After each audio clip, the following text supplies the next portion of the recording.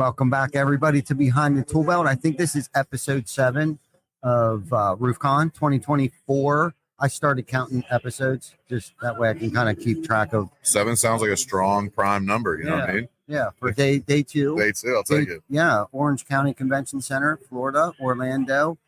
We have another special guest, Mike Claudio, who's, we've kind of gotten a little closer here over I'd say the past few months here. We got to experience Grand Cayman together. We did. Bonded there, talked a little bit. You were going through a journey there, like a fasting type of thing, which was freaking amazing because all of the amazing food that was. I picked a very interesting time to attack a 7-day water fast. Yes. Yeah. So we kind of went through that together. Well, you did. I was doing the Fearless 44. We suffered together. Yeah. Right. You went scuba diving. Yes.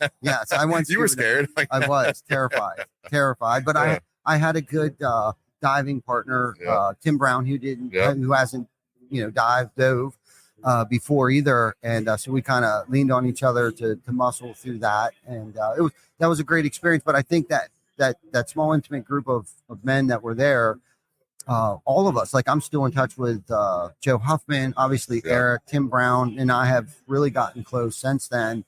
So it was good for me to step outside my comfort zone once again. And we were talking earlier about like, I'm starting to get comfortable now actually doing podcasts. So it's kind of like I was telling Vic, like, I'm not nervous anymore. I knew we were going to get everything set up. We actually set this thing up in 4.5 hours, 90% of it, which that might sound crazy to some, but that's a huge accomplishment. For like what goes into setting this thing up. So now it's like, okay, now we've reached our comfort level here. So now what? Like, are we going to get a scissor lift in here next year and raise this thing up with a big ass, 20 by 20? Knowing you'll have like half the showroom over here just covered with right. So stuff. Unfortunately, we're starting to get super comfortable with this. So, or fortunately, finally, I'm comfortable. At that moment, I start to feel comfortable. I have to, keep pushing. So, but cool. So what have you been up to? I know you got a lot of things going on. You got some coaches now doing coaching. What's that like? Like when you go from coach, now you're hiring coaches. Like, tell us a little bit about that. The journey was more on the client side than it was on the coaching side, because the way that I brought coaches in, I promoted client to coach. So I coached you for 2 years. I knew you knew me. I knew you understood the standards. I knew you did things the way that I like coach things to be done. So I trusted you to have the knowledge, but there's 2 major obstacles that I didn't perceive or understand. So the first was clients early on were like, I want Mike. If I can't have Mike, I don't want coaching. I'm like, guys, it's not that I don't want to. I have 45 clients I'm coaching one-on-one. I literally am working 65 hours a week. I can't take more on it. Like, you're like, oh, my money's not good enough for you. Like, no, your money's great. I physically don't have the time left. So that was the first hurdle, was like getting people calling in or doing leads. And that was probably 2 years ago when we first started the progression. And then the second hurdle that I wildly underestimated is a lot of people are very good at giving advice until they're being paid for that advice. And then the expectations on themselves change. And then this huge imposter syndrome kicks in.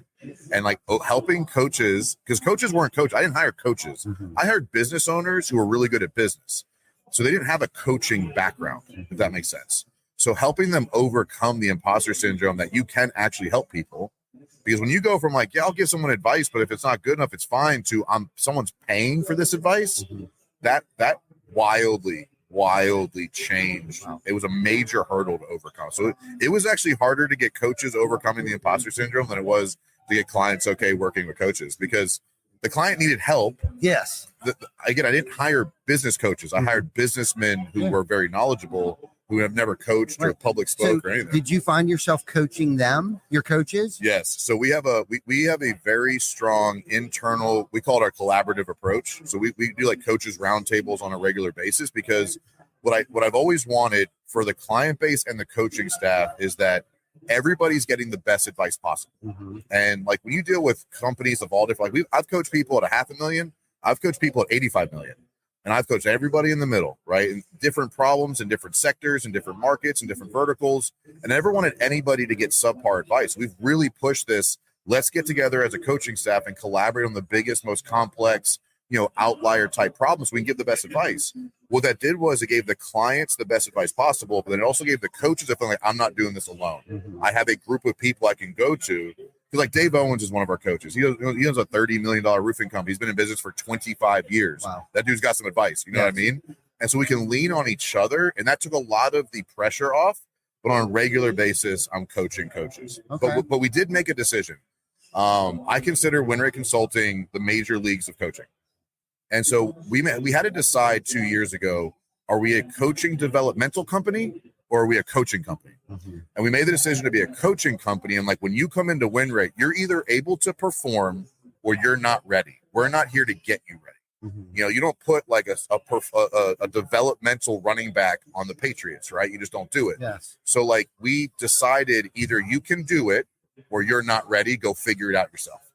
Because we don't have time to coach coaches and coach clients. Yes. And the reality is, like, up until recently, I was very in the business. Like, it took a while for me to navigate my way out because, you know, I have the highest paying clients. It doesn't cost extra to have me. So there's like a high profitability impact of me coaching people. And so I was like, I have the least amount of clients now I've had since I started the company. Wow. What probably a great feeling. So when you're bringing in these business owners to be coaches, like, are you specifically targeting certain businesses, or is it just the roofing industry, or no, we're construction agnostic. Like, okay. we basically home service. We've always said, if you sell a product or service to a homeowner, you're our client. So home services. Okay. Yeah. So my other question is, so I guess you answered my second question was, what would be your favorite client then? Like, it'd be home services. Well, and like, but back to the question, like how I select coaches, it's hyper value focused. Like, I'm huge on core values. I'm huge on mission and vision, as you've like evolved in your business as well. We've talked about that. Yep. And so I'll take the right guy who's got the right value alignment, because that person I can trust one-on-one at the room with a client. Mm-hmm. There's very successful people that I wouldn't, like, on a regular basis, like, hey, Mike, you need more coaches? Like, nah, man. Like, there's plenty of people that are not ready to live up to the standards I operate at. And so it's less industry focused and more value focused. But then from a favorite client perspective, it's the same answer. Business is a system. Like, I teach a system. And it's not Mike Claudio's way of doing business. I help people determine what they want and then help them develop the steps to get there. I don't need to know how to do any of the services people do to teach them how to be a good leader, to teach them to build culture, to teach them to build leadership, to teach them how to hold people accountable, to teach them to make decisions by the numbers. I'm a very good businessman. I'm not a roofer. I'm not a general contractor. I'm not a builder. I can help anybody build a better business. I stuck to the construction home service space because that's where I had the most personal experience. And like, I think it's the biggest gap. Like, if you look at client experience and skill set and like the individual contributor, that guy with the tool belt, compared to the guy trying to build a business, and a lot of contractors, as you know, are like, well, I'm gonna start my business. I can do it better than that guy. And you don't understand the business side. I am the business side of construction. I can't construct a damn thing. Right. Like, the handyman in my house is my wife. Like, I'm not even embarrassed to say, like, she is the handyman. Like, I don't mess with that stuff. I don't have the patience for it, man. Yeah. But like, when it comes to building people, when it comes to building processes, when it comes to building, you know, mindset and confidence and grit and resilience, like, I'm that guy. What do you think is the biggest issue when somebody comes to you and hires you? What has been the biggest obstacle or hurdle that they're trying to overcome? So there's two. I get this question a lot. One, a lot of people come to us in desperation. Okay. They waited to the last minute. They delayed, asking for help. And by the time they do, in a lot of cases, it's too late. Like, it's difficult to turn some ships around. And like, not saying we can't, not saying we're not great, but like, when someone comes into coaching or marketing or anything, if you're in desperation mode, that's like one of the, like, a big one. When I say, when people come to us and they're the right clients, it's somebody who got success on their own, but knows they're not good enough to get to where they want to go. Yeah. Like, that's like, hey, I've done something, but like, I don't know what to do next. So are you showing, like, you think their issue is that they don't know how to delegate? They don't have the right team. They don't have the leadership quality. Like, what are you showing them and teaching them? And what is, like, their, like, most people, I guess, because I'm thinking of myself, it's like, I know we're going to do XYZ numbers next year.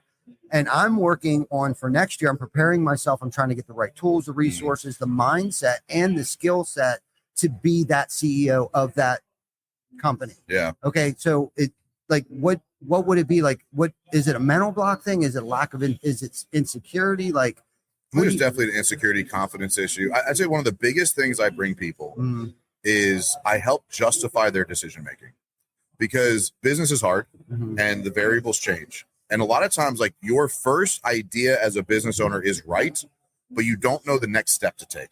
And so what I do a really good job with is, like, bringing people down and helping them say, okay, if that's what you want, this is exactly what you have to get there. And what happens is when that journey gets hard, if you don't know it's right, you assume it's wrong, and then you pivot. I can be like, no, man, it's hard, but this is the right direction, man. Like, you got to stay here. Here's what we can do to like limit the pain. Here's what we do to limit the risk. And I think the biggest problem I see with people is they don't know when to stick with the pain and when to pivot away from the pain. Right on. And I think I've coached over 300 companies at this point, probably pushing 400 at this point. And I've seen so many of like those hurdles and when to stick with the pain and when to push through the pain, but also like when to fire the top performer. Like, if you've never been coached through that and your fear of saying like, dude, this dude's producing 2.5 million a year, I can never get rid of him, while that dude's poisoning your entire culture, which you've experienced and we've talked about it. Yes. If you don't know you'll be better off firing that person, you stick with that decision. And just like the same thing, like, you could have really great cultural fits that are bad performers. Those are actually harder to fire because like, they've been with me forever. Yeah, we're kind of going through something. He's like a great guy. Yeah. I just like, he's always showing up. But like, and you don't know how much like objectively that decision's stopping you. And so what I give people is aggressive accountability. I'm telling you, I know this is right. Whether you agree with me or not, I'm very confident this is the right decision. How can I then help you? Because like, I have to inspire, motivate, sometimes manipulate the conversation and the data to help you get over your fears. Get over the hesitation, get over like, and firing the top performance bad cultural fit and firing the culture that's bad performer equally are as bad for your success as a company. But they're very difficult. No, and I agree too. Every time we've ever had to make that hard decision and have that hard conversation, because it is hard for us, 100%. Managers, owners, 100%. It's hard to do. We've propelled immensely when that person is left, whether they just left on their own. But what I think we have found is setting up KPIs. And then doing a 30-day performance review with somebody. And typically, if you're pushing them to perform, the writing is on the wall, and that decision becomes a lot easier for them to just leave. Like, I can't do this anymore. And I think that's been kind of our way to avoid that conflict, is like, look, besides showing them their next 30 days, like, look, you got to complete all these things. Within 2 weeks, they're already like looking for a job. So do you do that? Do you help them do that? Or do you just simply give them the courage? You'd give me the courage to be like, look, you just got to cut them loose. No, I'll walk you through exactly what you do to have the conversation, because I'm great with words. Like, if there's anything I'm good at, so I'm good with words. And so I give people the format. But what I truly bring people is, if you hired that person wrong, onboarded them wrong, trained them wrong, and they got success, now they're a bad cultural fit, the mistake wasn't in not firing them. The mistake is how you I'm really good at seeing upstream problems to say, hey, if we don't want this to happen, you need this in your interview process. You need these core values. You need this onboarding program. You need this training document. So I can help them see, okay, this is the problem you're dealing with. You can't solve this problem at this point in the journey. We have to go fix it upstream so you never have to deal with it again. That's a really big thing I bring people. It's like, hey, I'm going to help you talk through this one, and I'll help you build the 6 things you need to make sure this never happens again. And so like, that's something that you can't see when you're in it. And being the outside objective perspective with like the amount of context I've developed over the years, I say, this is what's happening. And here's the 7 things you've done wrong to get us here. There's nothing you can do to make this easier. Just go suck it up and make the decision, have the conversation. And then let's implement these other 7 things that I've been telling you need to do that you've been delaying on. And this is why. Because sometimes until you experience that pain, you don't know why I was right 6 weeks ago. You don't know, because I got clients right now, I've been coaching for 4 years. They don't question me anymore. They're like, Mike, I don't know why that makes sense, but if you're saying to do it, you've been right every time. I'm doing it. And I take companies from $1 million to $2 million to 20 million in 2-3 years, successfully, profitably, with enjoying still being a good husband, still being a good father, still being in fitness. Like, I build championship lives. And that's not just business, not just revenue, but like, I teach people how to like make decisions and build processes that develop consistent outputs and consistent outputs that you want. There's a lot of people in this building right now. I want to be a 100 millionaire. What do you want? 100 million. Why? Why the fuck would you want that? You have no, like, you're like, dude, what are you doing right now? Like 2.5 million. I want to do 100 million, Kimba. No, like, you don't even, like, you're like, because they picture 100 million revenue with $2.5 million in expenses. That's not how it works. They're like, well, they got to figure it out. No, they don't. No, they don't. And I think that's like helping people realize what they want, how to get there is like the biggest thing I bring people. I think the hardest thing for us was identifying that issue while it's a small issue. I heard what you were saying. If you could find, those, because all small issues eventually become a big issue. Yeah, red flags. Yeah, and identifying that early enough in our journey, before it becomes, and I've kind of gotten myself in a position now where it's kind of like, okay, that's an issue, and it's going to become even. And you see it differently now because of the habit. Yeah, and only through the experience of feeling all of that pain, right? And unfortunately, I was one of those guys too that asked for help a little too late, probably, right? And not too late. You figured some shit out. Yeah, well, because unfortunately, and you were talking, it's like, but it's never a good idea until we think it's a good idea, and then trying to convince your team that's a good idea. That's a whole other set of issues within itself, and trying to get everybody rowing in the same direction. But like when the pain's great enough, I think anybody will get off their dead ass and do something about it. But that's without that pain, how can you create SOPs or KPIs? And that's the thing. It's like, okay, when the pain starts to become, it's either a person issue or it's a process issue. Yep. Okay. And if you have a decent process, it's typically a personnel issue, but you may have also identified a glitch in the process as well. And that's the thing. It's like what worked 6 months ago is not going to work 6 years ago. And it sounds to me like that's what you're helping us entrepreneurs and managers navigate that process. So what drove you to want to do this? Because I know you were in sales. Yeah. Okay. Was it because you found a gap in our industry, or like, how did this find you? I'm assuming this kind of found you. They did. It absolutely did. So my original why, I've actually never told this story, I think, publicly, Ty. This is a good question. So I've told the story about how I built construction companies as we'll say key employee, found success. People found me, asked me questions. Mm-hmm. I started coaching before new coaching was a thing, and then I monetized it because I was spending so much time doing it. Yeah. That's how coaching started. But where my passion for this industry came from, when I was in corporate America, I worked for Verizon Wireless, and I was in B2B sales. And I was in Charlotte, North Carolina, and my vertical was construction and manufacturing. Mm-hmm. And I went into companies and in the construction space in 2010 trying to sell iPads.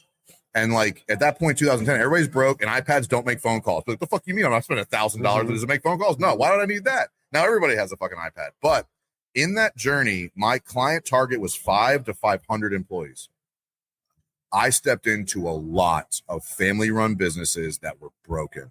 And I didn't know what I know now then, but I knew that like, man, like these are some people, like I'm tired of watching these people work 50 years and have nothing to show for it. Mm-hmm. They're broken. They're still on the tool belt. And like, this was like literally 15 years ago. But at that point, I knew like I can help these people. And that's when I leaving corporate America, I went to work for my buddy who was a general contractor. He was that guy. Mm-hmm. He was that broken, nothing to show for, work hard every day, show up tomorrow, do the same thing. I'm like, I understand business. I understand sales. I understand marketing. I understand process development. I'm great at leadership. I'm going to go chase something more. Because when I left Verizon Wireless, I was 23, 24, 25 years old, making 160 grand a year. I was fucking rich. Yeah. Like at that age. And I was living in Central Virginia and Charlotte. Like that's a lot of money in those cities. Mm-hmm. But I was like, I can do more. I didn't know what that was at the time, but I was like, I'm going to go work for my buddy. I'm going to help him not be that guy. Mm-hmm. And I fixed him. And then I went to another company. I'm going to help him not be that guy. And then people just started asking questions. But my real like drive to this industry was when I was selling connected technology, working for Verizon Wireless, watching construction companies in 2010 broken. Mm-hmm.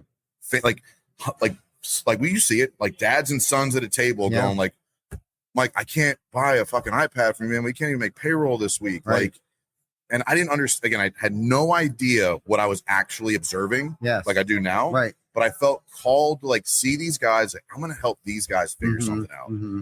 And the reality is, I've helped a lot of people through that scenario of like being in the business and not knowing what to do next, and just working hard every day and being a highly compensated employee. Yeah. And that was the old, like, I've actually never talked about that before. Okay. Yeah. I always tell the story about how. And I don't think I've ever heard, I've heard bits and pieces of your story, but I don't think I've ever heard, like what gravitated you towards helping other entrepreneurs and other business owners and stuff. And 2010 was a rough time for a lot of people, because we started in 2008, late 2007, early 2008, and things were kind of still popping off at that point in time. But that's also the best time to build a business is in a down market. Yep. That's a different topic for a different time. But but I can only imagine what you got to experience. But it also takes some kind of like, it's not magic, but like intuition too, to be a person in your position you almost have to have like a crystal ball. Not that you have a crystal ball, but that foresight. I had an itch. I had a trigger. I observed something. I felt called to it. Because when I was making 160 grand a year. When I went to work for my buddy, he paid me $55,000 salary. And I sold $5 million in revenue for him for 55 grand a year. Wow. I just wanted to go do something, chase something different. And that was the start of everything win rate to be. Everything I learned about that industry, everything I did, every problem, every marketing tactic, networking tactic, building a team, cash flow, I learned by taking his company from 300,000 to 3 million in 2 years. No doubt. And like, I was there for 2.5 years. My first full year, I did 1.5 million in sales. My second full year, I did 3.5 million in sales. And I didn't know a fucking thing. And what were you selling? Roofs? No, it was remodeling. I was doing kitchen and bathrooms. Okay. I took over sales, marketing, and estimating for a residential remodeling company with zero experience. Wow. And nailed it. No doubt. And every process that I've taught people, I did to build success for myself. And if you looking back, like if I knew what I knew now, would I never went and work for him? Yeah. Not in a million years. Right. Not in a million years would I go work for that dude, knowing what I know now. But it taught me everything because I had to learn it. There was no marketing budget. Right. There was no process to follow. There was no documents. There was no price list. There was no sub base. I learned all of that because he was a great doer. I was a great manager. Yes. And creating those processes. So when you talk about processes, were the processes up here or were you documenting them? The processes was, let's try this. If it works, I'll write it down. If it doesn't, we'll fucking start over tomorrow. Right. I had nothing to lose. Right. The dude was doing 300 grand a year in revenue. There wasn't a lot to fuck up. Right. Like it wasn't a lot there. Yeah. And so it was a lot of like, I would just test and try, test and try, test and try, get kicked in the face, kicked in the face, kicked in the face, lose the deal, lose the deal, lose the deal, lose the money. Like, that's how I did it. And I started documenting things because like, that's just how I think. Like I'm a spreadsheet guy. And so I started documenting stuff. I started documenting like, well, to get faster at estimating, if I just had a price list of what my subs charge, I don't have to call them every time. Oh, what a brilliant idea. You know how much fucking time I wasted not having a price sheet, right? Like, and I was doing every trade, man, with no knowledge. I had no previous construction knowledge, man, nothing. And I learned how to quote every trade. I learned how to build a price sheet. I learned how to negotiate price. I learned how to, I did all of that with nothing. Because I knew for some reason deep down, like I was going to be able to build an impact bigger than I can imagine.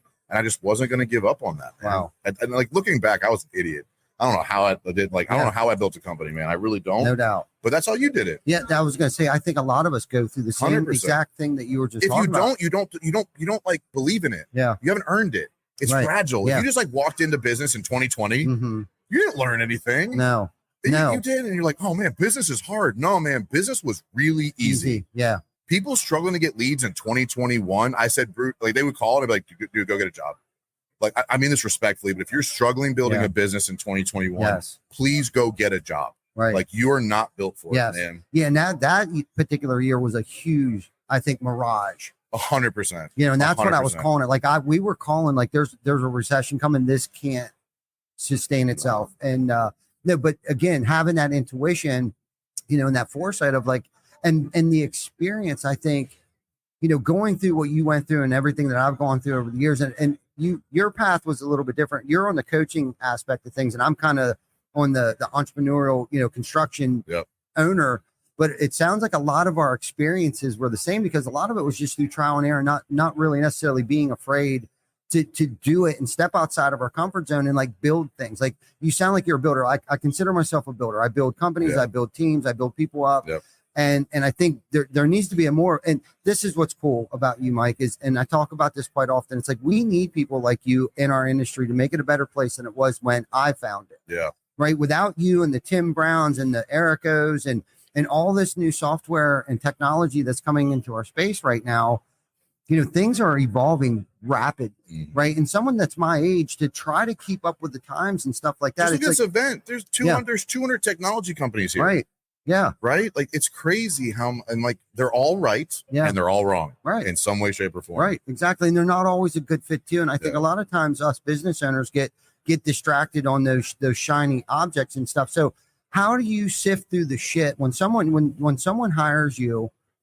How do you sift through the shit and like, do you give them like, do you create their SOPs, their KPIs? Like, is there a dashboard that they like, or do you just talk to them on the phone on a weekly basis? Like what tangible things would I get from you? Yeah. So I'm not going to hand you anything, because my goal is to get you to a point where you don't need me. I think a lot of coaches and consultants, like, they kind of drag you out by like not giving you the tools on how to do it yourself. So like, I'm going to help you figure out the problem, and then we're going to figure out a solution together, and we're going to collaborate on the solution.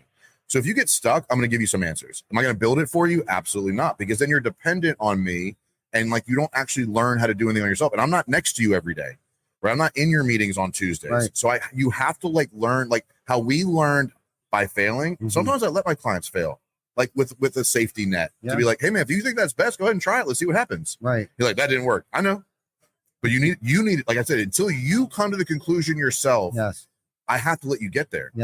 Exactly. So coaching has been more, I'm going to tell you what to go do. Recently, we started doing some consulting, which is like done for you leadership, where I'm going to come in, I'm going to run your sales meeting. I'm going to run your initiative. I'm going to run your quarterly offsite. And that's been really powerful, because when I coach you, you then have to go coach your team, and you're not me. If I just come in and coach your leadership team, the speed of evolution of that company is immeasurable. And so like, it's a higher price point. It's more touches, but the ROI is different, because you don't have to trust that you're going to do what I told you to do after I'm gone. And because I'm not in your meetings on Tuesdays, but now I can be, for the right price. And like, I'm enjoying that more. Do you think you're going more towards that? Mike Claudio is. Win rate staying in coaching. So Mike Claudio is kind of done saying the same shit over and over again, like taking that new client from baseline up. I'm pretty over it, to be honest with you. But like stepping in and helping somebody lead a leadership team and watch like changing employees' lives.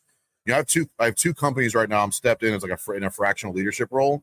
Both are in the 8 figures, multiple 8 figures. Both have 40 plus employees. Both have a full leadership team. And I'm stepping in as like, think fractional integrator. And I'm leading the leaders in each department. And the speed and the results of that is a lot more fun. Yeah, I bet it is. Like, what's your end goal here? So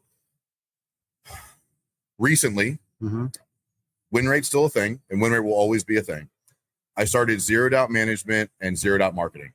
And so this tripod of companies is going to be a business building platform. I can market for you. I can lead your team if you need me to, and I can coach you if that's what you need right now. So like taking a business saying, what do you actually need right now to grow? Is it advice? Is it done for you? Is it marketing? And I'm building this tripod, and the goal will be to turn it into a private equity company at some point and be this overarching, we can take you from zero to exit. Wow. And we're doing it. We have 2 companies right now with LOIs out, and like, we're doing it. And I don't talk about it a lot, because like, I'm not like do the work and then talk about it, not talk about what I'm about to do. But like, I started the marketing company 8 weeks ago, and we got 15 clients already, and we're rocking and rolling. And what are you doing for some website, SEO, Google Ads? On the consulting side is that fractional stuff. So we have like fractional CFO services, fractional integrator services. Fractional CEO is tough, but like, I can help be your visionary. If you're an integrator, I can help create the vision for you and then like guide you through it. And so it's not just me. Like, I have a team in each of these companies now that we're able to like come in and do it for you, coach you how to do it, and market to help you build the revenue necessary to exit. And so I'm building a tripod of companies right now that it's going to work together to like, I'm calling it a business building platform. And the goal will be to be like, do you need coaching? Do you need consulting or marketing, or a blend of all of it? And let's help you elevate and exit, and then ideally like get a piece of that as it happens. What's the vision beyond this? Man, I'm too young to like. This is fun for me. Like, business is my hobby, man. Like, I don't get burnt out on business. And so I don't like. I need something, just like you, man. I'm bored out of my mind. So what's on the other side of this will be able to do this at scale, because there's so many business owners that deserve that exit. They deserve that money. They deserve the accolades. They deserve to help their team. Like, what I think a lot of young business owners miss is exits as impactful and powerful for your team as it is for you. And when you realize that, and you're like, my goal is to exit to make millionaires on my team, everything changes. And like, that's the impact I want to make is like, not just helping you do this thing for a short period of time. Is like, I want to come in for 3 to 5 years, help you like CMO, CFO, COO, help you get your business where you want it to a certain, like, whatever that number is for you. And more often than not, people are like, this is actually, I'm enjoying my business again. Like, when you actually get some people that know what they're doing, people are starting to enjoy their business again. And they're showing up smiling and ready to be there and excited about it. And like, you cannot even come close to understand like the impact of excited to be at your company again. And those people that delay decisions and don't fire the people and don't make the investments, don't stretch themselves, end up hating the thing they built.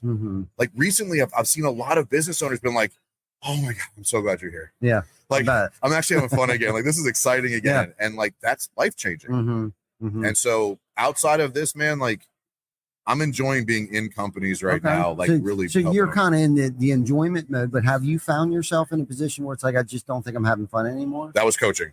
Okay. Yeah, I'm not really coaching anymore. Like either I'm coming in, I'm getting a piece and I'm helping you build a company to exit, or I'm not interested. Yeah. So that's the Mike Claudio side. Okay. But I'm loving watching business owners step into coaching roles at win rate. Yeah. Right. And helping that next round of people. I'm loving watching our marketing company. Like we got 10 employees and they're excited and things are fun. And we're building processes and like getting results and like doing it right. And and like there's like marketing is one of those gray worlds, like coaching. Like I basically picked like the worst industries that like everybody hates, but I'm gonna do it differently because Mike Claudio does shit differently. Right on. So I'm burnt out on coaching. I don't want to take that $1.5 million guy anymore. Like I just can't tell you why you need a CRM. Like I cannot have that conversation again, Ty. I just can't do it. I bet. But like this, like coaching leaders on teams has been very, very personally rewarding. No doubt. Like starting the marketing company and seeing that successful has been super rewarding. And like clients getting real results and getting communicated to proactively and transparently. And like our tagline is driven by accountability. And like, I'm going to hold you accountable so that you can hold me accountable. That's what I do. That's what I built my whole brand around. And so I'm putting that into marketing. I'm putting into fractional CFO services. You know, I'm really finding a way to build this thing that if you want to grow and you're ready to suffer through that, I'm ready to lock arms with you and get you there. Nice. But you better be fucking ready because I'm gonna work your ass into the ground and we're going to get there and we're going to make it happen and your team's going to be better and your life's going to be better and your marriage is going to be better and you're going to be healthier. Like one of the companies I joined at the beginning of September, they have 5 leaders. All 5 of them chose to do 75 hard with me. 3 of them have lost over 30 pounds in 60 days. Wow. You better be ready to do the fucking work. No doubt. And I'm going to change your life. Let's talk about how important it is to take care of your physical health. I mean, like, how do you measure that? Like, I mean, I don't have a 6-pack, but I look good. I got a good dad bod going on. But like, you know, it's more about like physical fitness is a representation of your mental fitness and mental fitness is immeasurable. And if you can be consistent, like this is a representation of how you make decisions. Yeah. Like, oh man, I wish I could get in shape. Just stop putting the shit in your mouth. Like you have full control over that. Yeah. Like I work out at 11 o'clock at night sometimes because that's what needs to happen. Like, and so like, I think physical fitness is necessary to evolve your mental fitness and like your discipline, your endurance, like how long can you suffer is who makes her, like people like, oh man, it's getting so hard. Let me sit down. Dude, you've been at this for like 11 months. Get off your ass and get to work. And so I think the physical fitness is important because it is a result of mental discipline, and mental discipline is paramount when it comes to running a business because it's hard. It is. There's no way to avoid it. It is going to be hard. You're going to have cash flow issues. You're going to have issues with paying yourself. You're going to have people take advantage of you. You're going to get sued. People steal from you. People take advantage of you. Bad reviews. Like, oh man, someone left a bad review today. Cool, man. Welcome to the game. Like, I got sued last week. What do? You call your attorney and you let them do their job. Like this is like, if you can't handle that, you just can't do it. Yeah. And like, you might be able to build a really good $500,000 company, take home 120 grand a year. And if that's good for you, man, I'm happy for you. Yep. But that's not like what I'm about. That's not what you're about. No. And so, but I think the physical fitness is important because it represents the example that you operate by in your mental fitness. Yeah. No, and I like that. The discipline, without discipline, you can't have consistency. And I think a lot of it too, for me.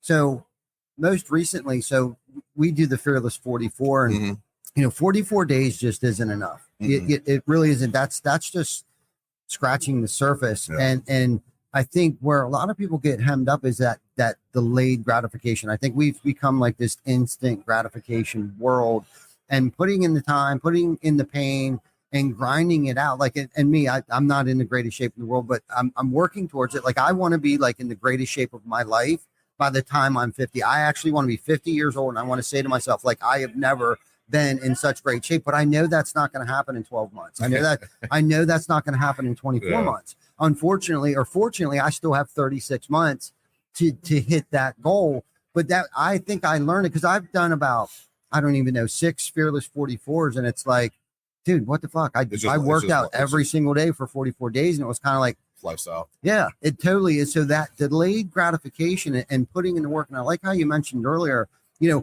identifying which pains to continue to push through. Because I think for a lot of us entrepreneurs, like we don't like, okay, this hurts. Like, do I continue to keep doing this or do I pivot because this seems like the easier, softer way? And to have somebody like you in our lives, like, no, you need to keep pushing through this because I've seen hundreds of other entrepreneurs go through this.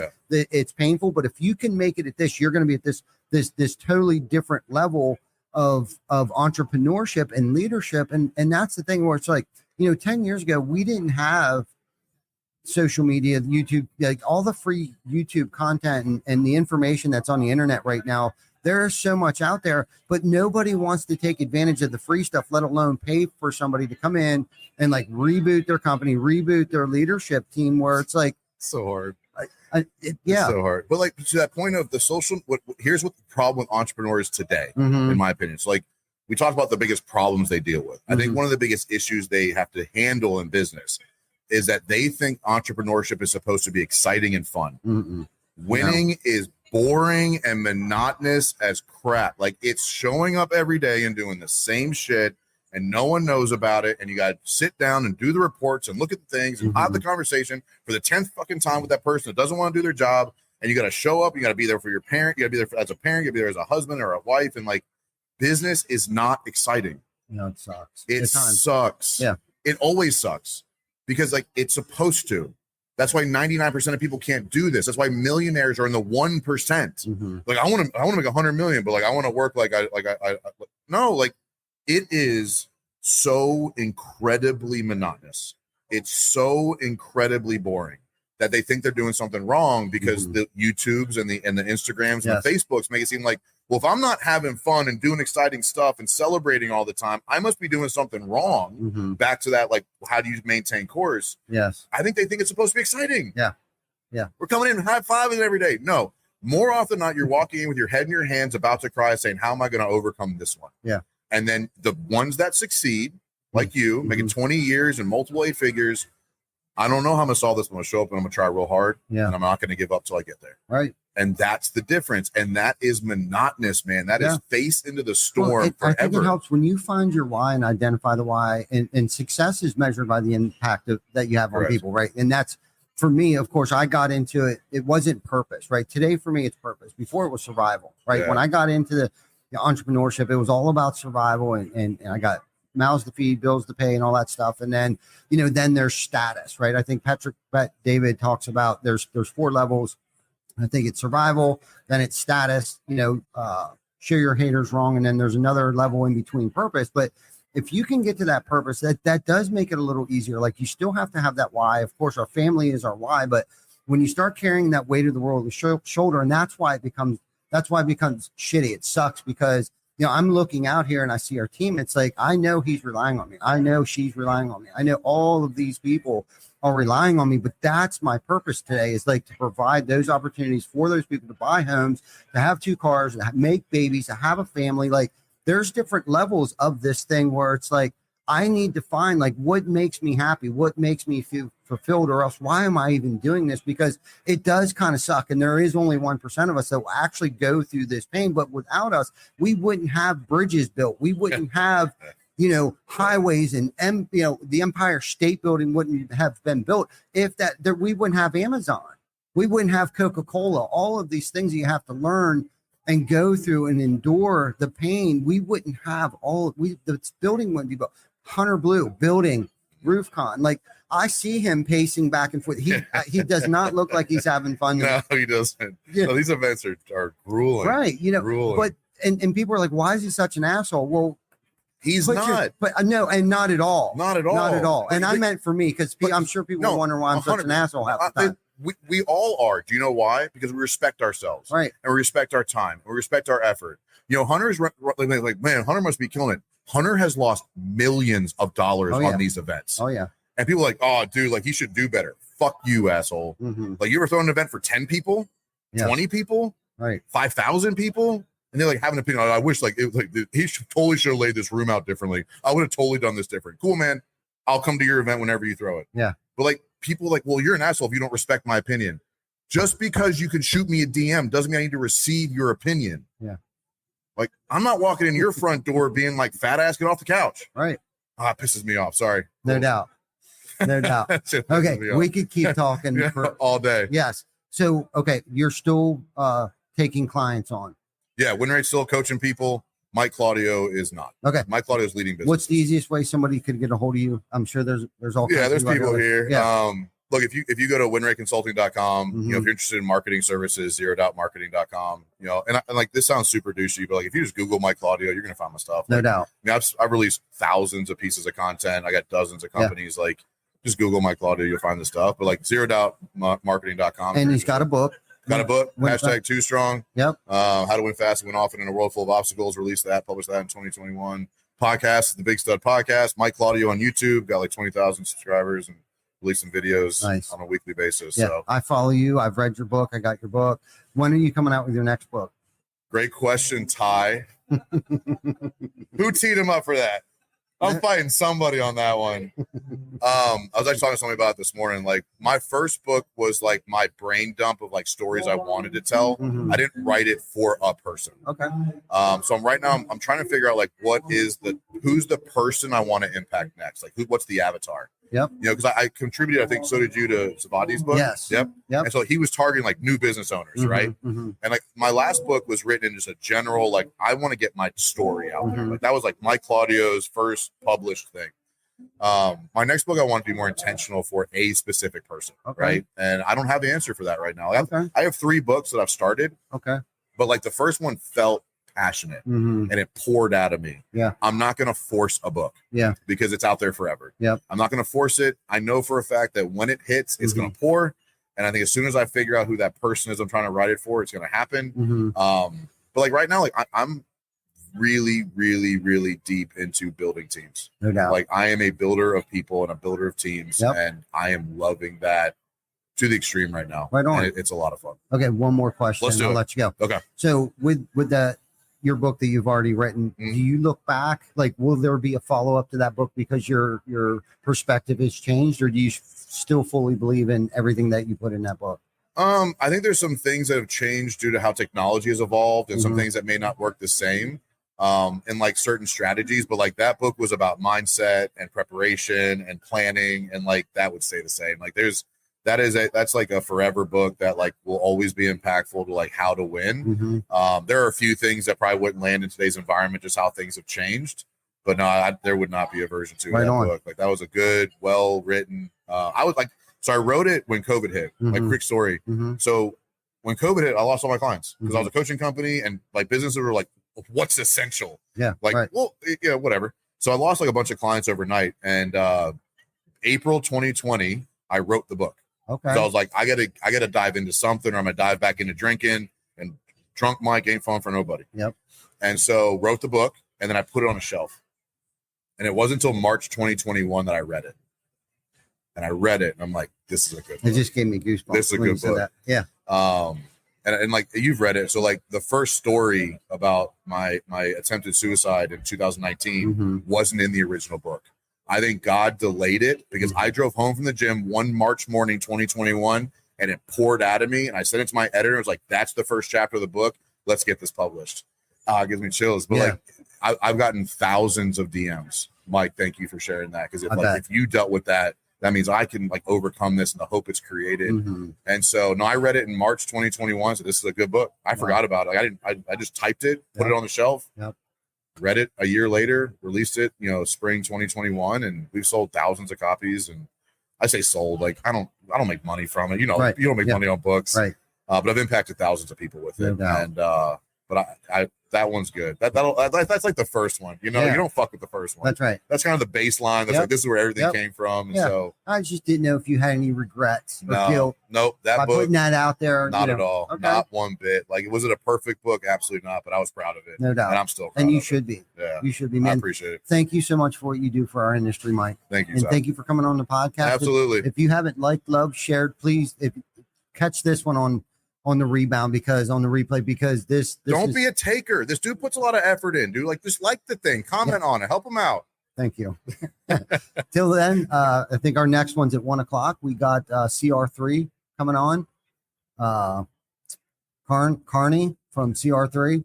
I got the franchise model roofing thing. We're gonna have them come on here 1 o'clock. So, Awesome. Yeah. All Thanks, right. guys. Till then, see ya.